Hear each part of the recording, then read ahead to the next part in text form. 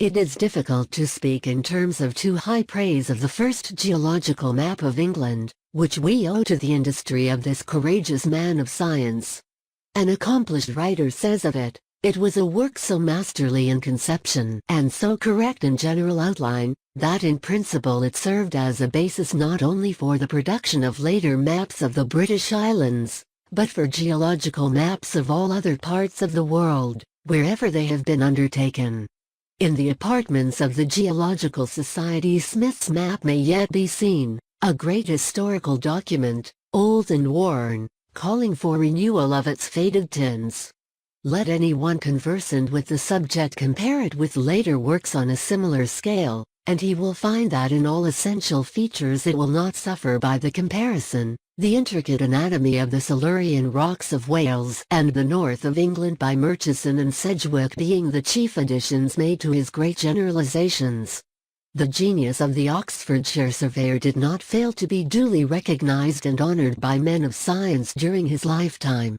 In 1831 the Geological Society of London awarded to him the Wollaston Medal, in consideration of his being a great original discoverer in English geology, and especially for his being the first in this country to discover and to teach the identification of strata, and to determine their succession by means of their embedded fossils. William Smith, in his simple, earnest way, gained for himself a name as lasting as the science he loved so well. To use the words of the writer above quoted, "Till the manner as well as the fact of the first appearance of successive forms of life shall be solved, it is not easy to surmise how any discovery can be made in geology equal in value to that which we owe to the genius of William Smith." Hugh Miller was a man of like observant faculties, who studied literature as well as science with zeal and success.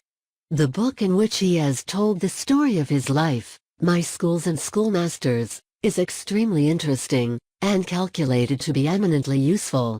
It is the history of the formation of a truly noble character in the humblest condition of life, and inculcates most powerfully the lessons of self-help, self-respect, and self-dependence. While Hugh was but a child, his father, who was a sailor, was drowned at sea, and he was brought up by his widowed mother. He had a school training after a sort, but his best teachers were the boys with whom he played, the men amongst whom he worked, the friends and relatives with whom he lived. He read much and miscellaneously, and picked up odd sorts of knowledge from many quarters, from workmen, carpenters, fishermen and sailors, and above all, from the old boulders strewed along the shores of the Cromarty Frith. With a big hammer which had belonged to his great-grandfather, an old buccaneer, the boy went about chipping the stones, and accumulating specimens of mica, porphyry, garnet, and such like. Sometimes he had a day in the woods, and there, too, the boy's attention was excited by the peculiar geological curiosities which came in his way. While searching among the rocks on the beach, he was sometimes asked, in irony, by the farm servants who came to load their carts with seaweed, whether he was getting siller in the stands, but was so unlucky as never to be able to answer in the affirmative. When of a suitable age he was apprenticed to the trade of his choice, that of a working stonemason. And he began his laboring career in a quarry looking out upon the Cromarty Frith. This quarry proved one of his best schools. The remarkable geological formations which it displayed awakened his curiosity.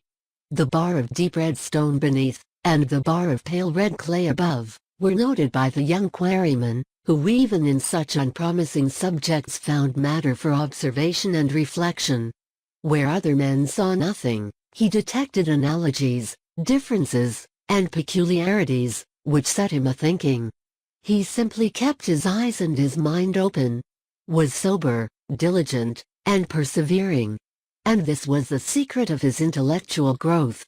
His curiosity was excited and kept alive by the curious organic remains, principally of old and extinct species of fishes, ferns, and ammonites, which were revealed along the coast by the washings of the waves, or were exposed by the stroke of his mason's hammer.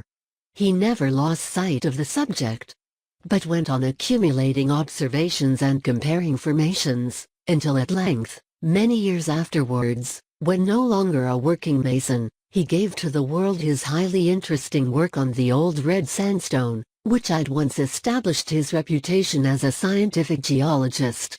But this work was the fruit of long years of patient observation and research. As he modestly states in his autobiography, the only merit to which I lay claim in the case is that of patient research, a merit in which whoever wills may rival or surpass me. And this humble faculty of patience, when rightly developed, may lead to more extraordinary developments of idea than even genius itself. The late John Brown, the eminent English geologist, was, like Miller, a stonemason in his early life, serving an apprenticeship to the trade at Colchester, and afterwards working as a journeyman mason at Norwich. He began business as a builder on his own account at Colchester, where by frugality and industry he secured a competency. It was while working at his trade that his attention was first drawn to the study of fossils and shells, and he proceeded to make a collection of them, which afterwards grew into one of the finest in England.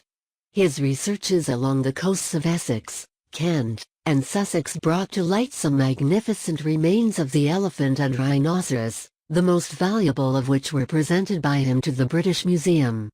During the last few years of his life he devoted considerable attention to the study of the foraminifera in chalk, respecting which he made several interesting discoveries.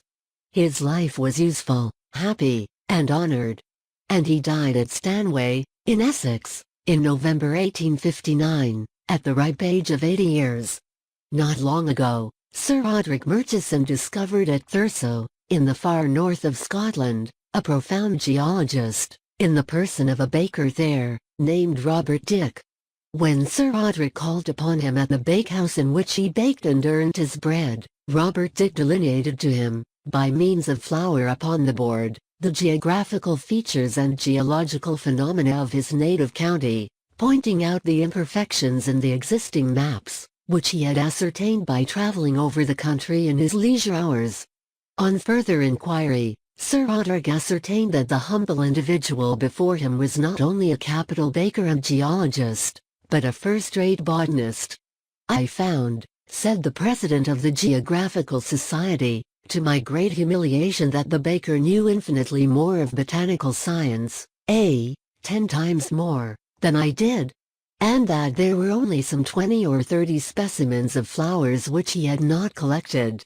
Some he had obtained as presents, some he had purchased, but the greater portion had been accumulated by his industry, in his native county of Caithness. And the specimens were all arranged in the most beautiful order, with their scientific names affixed. Sir Roderick Murchison himself is an illustrious follower of these and kindred branches of science. A writer in the Quarterly Review cites him as a singular instance of a man who, having passed the early part of his life as a soldier, never having had the advantage, or disadvantage as the case might have been, of a scientific training, instead of remaining a fox-hunting country gentleman, has succeeded by his own native vigor and sagacity, untying industry and zeal, in making for himself a scientific reputation that is as wide as it is likely to be lasting.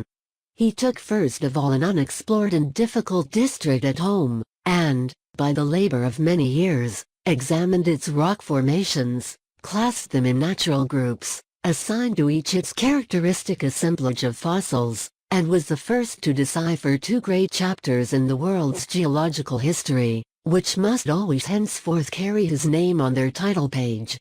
Not only so, but he applied the knowledge thus acquired to the dissection of large districts, both at home and abroad, so as to become the geological discoverer of great countries which had formerly been terra incognita.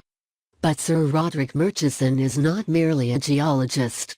His indefatigable labors in many branches of knowledge have contributed to render him among the most accomplished and complete of scientific men.